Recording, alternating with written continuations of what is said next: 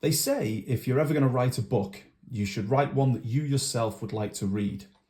And that's kind of what I did here, but it was more for what teenage me would like to have read. I think something like this would have really helped me when I was learning Welsh as a young fella.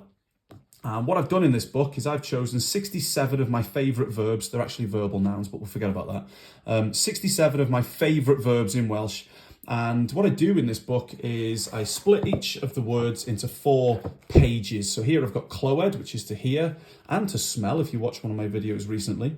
And on the next page, I go over why it's important, different dialect versions, stuff like that. Some little anecdotal, humorous, I hope, pieces of information about it, little intricate nuances. The next page is full of sample sentences that you'll hear in all different dialects, and even some sample questions down the bottom. And finally, for the geeks among you, the most common 3 tenses in Welsh. So I've gone for present, future, simple past, and conditional or past habitual. And I've shown how they all conjugate within those, and some little examples of how mutations affect them too. And I'm really, really proud of it. It's full of really useful stuff. The only problem with it is the book itself is absolutely massive. So I've got a chocolate bar here for size comparison. Hold on, chocolate bar. I've got a chocolate bar here for size comparison, okay? It's huge.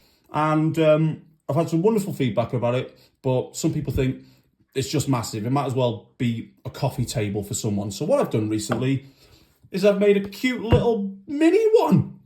Still got all the wonderful information. It's cute. You can get it on Amazon.